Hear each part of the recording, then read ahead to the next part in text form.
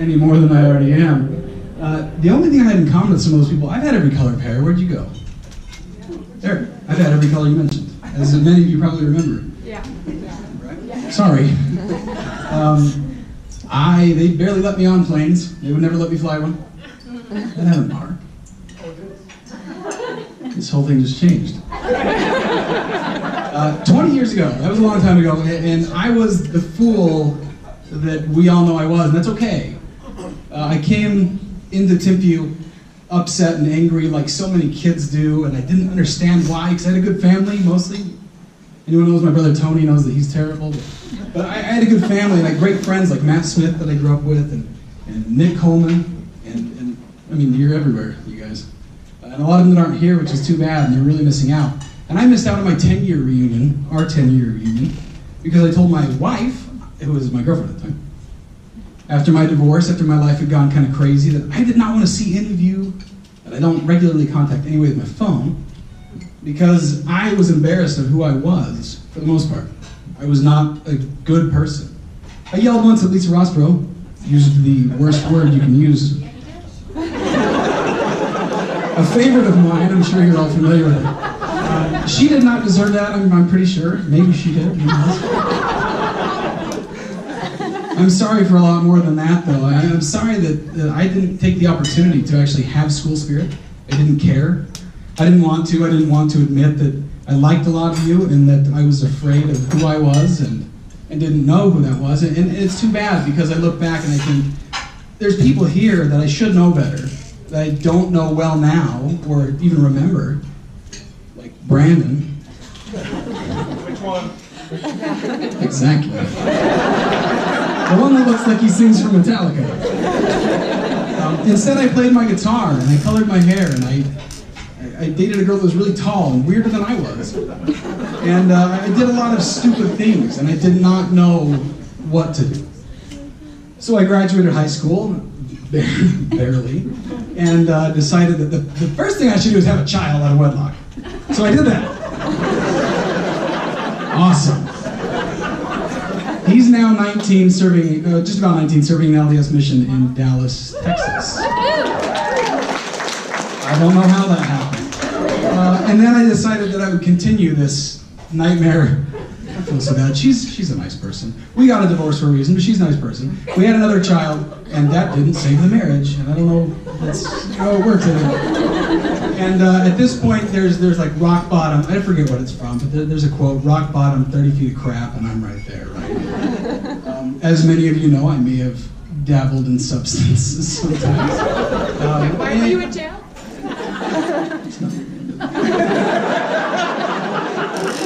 Hush, Flute.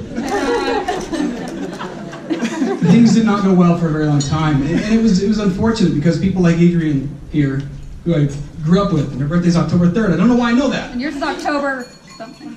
You're not wrong. 12. You're both wrong. It's in October. Adrian was a good friend of mine for years and years and years, and I abandoned that because I had issues that I could not resolve. And it's stupid, really. I met my wife, Liz. She's standing in the back with our baby. Babies are wonderful. She's the most amazing person in the world. I don't say that lightly, because I know Matt Smith very well. She's the most amazing person in the world. And it was because of her that I decided that maybe I needed to change things and fix things. And I'm rough around the edges. I barely fit in this vest, but I was insistent on it.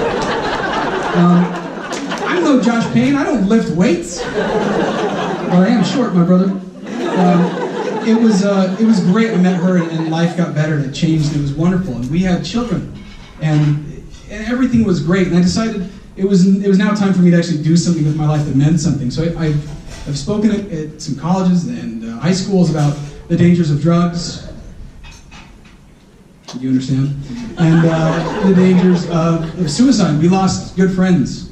Jeff and Weston were two of my greatest friends growing up. Rob Young was one of my best friends. He's a year older, but committed suicide when we were still in school. Life was hard, and it still is, even for all of us here who are great and happy, wonderful people. It's just tough. And I didn't think that I would ever get out of that. I didn't see a future. I didn't see 20-year reunion, that's for sure. And I know my time is up. I only have like 2 more minutes, 6 more minutes. The point is that I decided to change my life so that I could be here, and not to say to any of you that you were wrong and I was right. Not to tell any of you that look, I made it. Aren't you impressed? The idiot middle-class clown, right, Samt? I mean, you know. But because I wanted to apologize to all of you if I was ever less than a good human being, which I certainly was. And to let all of you know that you have my friendship if you want it, and I hope that I can have yours. And this is awesome. And I'm really, really proud of the people that put it together. I'm proud of you guys for coming, because it's not easy to show up here older and certainly in some cases heavier. And, you know, but here we are, and it's amazing. So thank you, everybody.